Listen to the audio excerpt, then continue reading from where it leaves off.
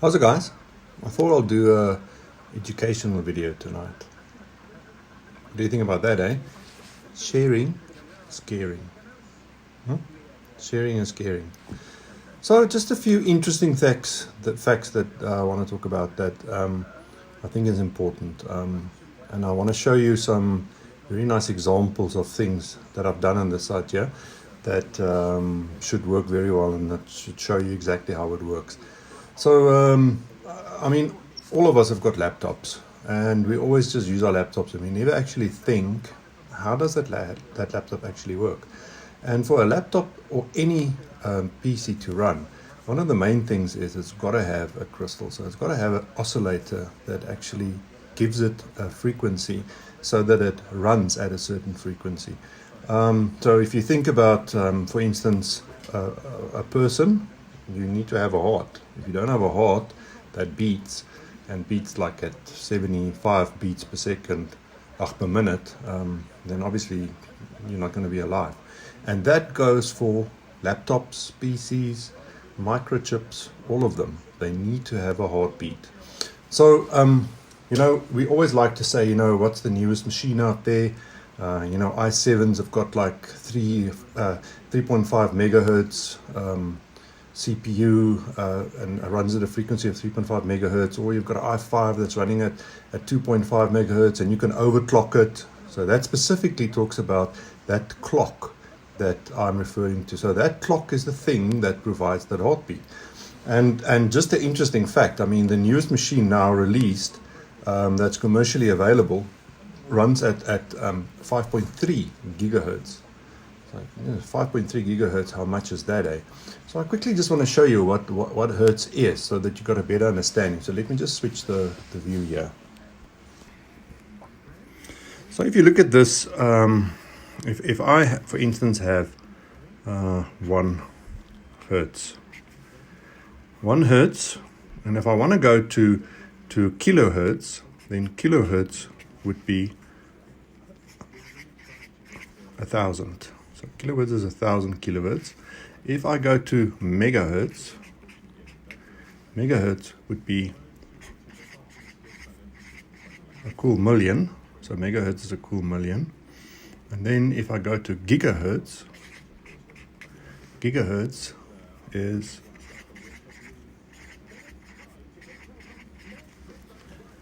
a billion. So if you think about that, your machine currently runs at, let's say it runs at 3.2 gigahertz.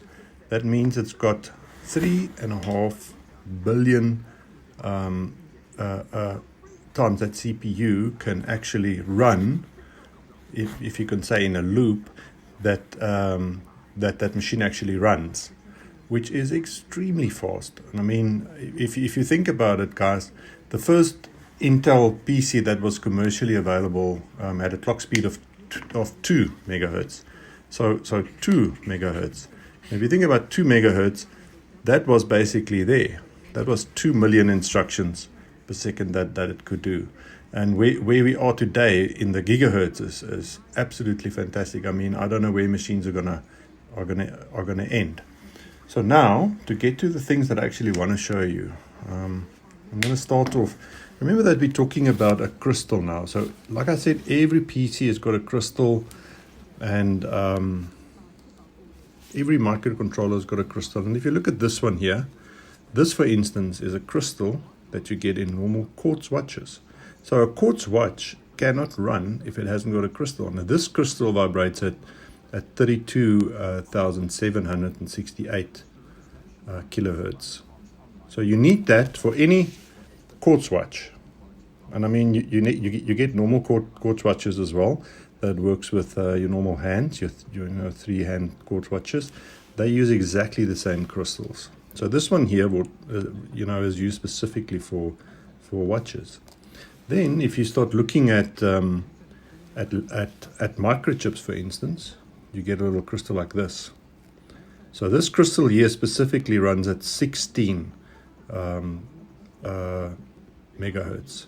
So this is a 16 megahertz crystal, and I'll show you now where this is used and how it is implemented so that you have a better understanding of how it works. So every PC that you see has got a crystal like this in. Obviously a lot quicker than this one here specifically. This is for a microcontroller, but same kind of scenario. So great, eh? So now what we're going to do is I'm going to show you a little microcontroller here. So if you look at this microcontroller, this is a typical microcontroller, but the difference now is that in normal circumstances, this microcontroller here would have a crystal sitting right there. The crystal would be there. So what I did was, and this is a lifelong problem that I have since birth, guys, I like to take things apart to understand how they work. So that's why I did this. So if you look at this microcontroller here, this microcontroller, I removed the crystal there. So there used to be a crystal there, and then I soldered in two little wires to those two pins there on that controller. And then what I did was, almost like open heart surgery, I gave it a crystal on the outside. So there's the crystal that I just showed you. So now basically from the chip, I'm running to that controller there, or that crystal there, and that crystal is now providing the pulse that this chip needs to run. And you can see the little C program that I wrote in for this chip here does a little flickering on that LED there. So the program basically, that LED flickers every second.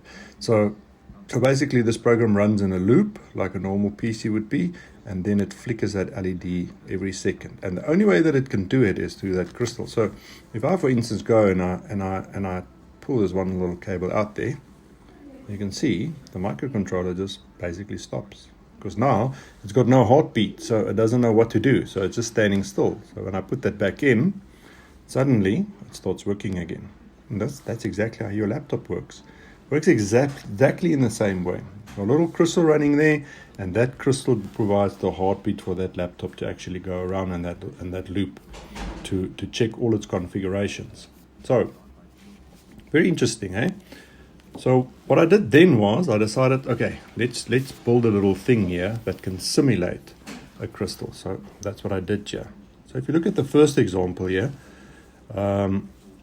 basically this cable here will be used as your input cable into your microcontroller or into your laptop or anything. So this cable you'll plug into your microcontroller and it will provide the pulse. So what this chip does, so if you see this little chip here, I've got a separate example here just to show you quickly how it looks. So there's a little chip. This is a 555. So this is a chip that was, I think it was developed in the 70s already. Hey, 555s were available, and it's basically a timer chip. So instead of using a crystal, you could use one of these chips, and that's what I've done here. I've created a little circuit here, and I've put a variable pot onto the circuit. And if you look at the LED there, as I turn this variable pot, that LED will speed up.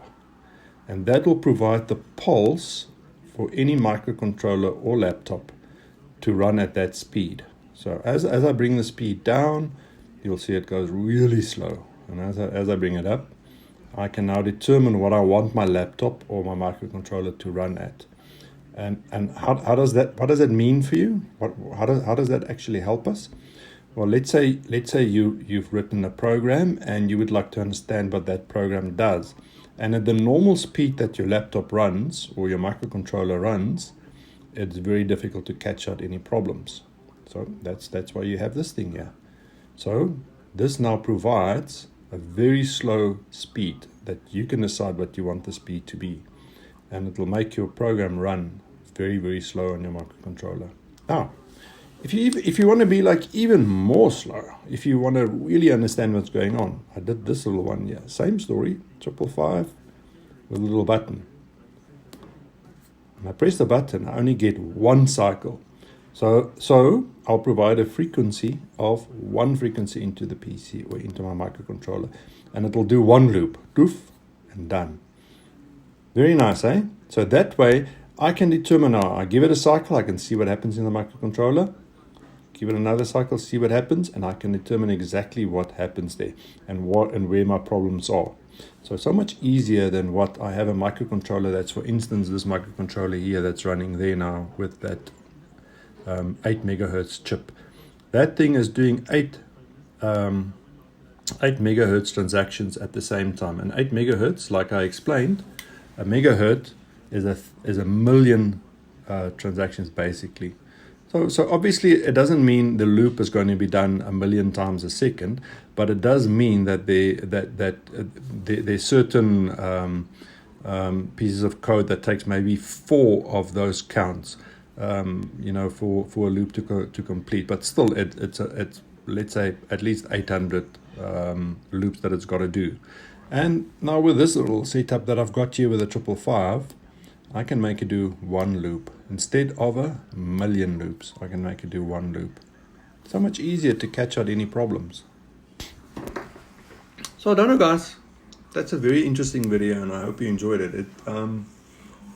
It basically gives you a good understanding of how your PC, how your microcontrollers, how anything, your watch works. They all need a crystal. They need something that provides a heartbeat. All right. Till next time. Cheers, cheers.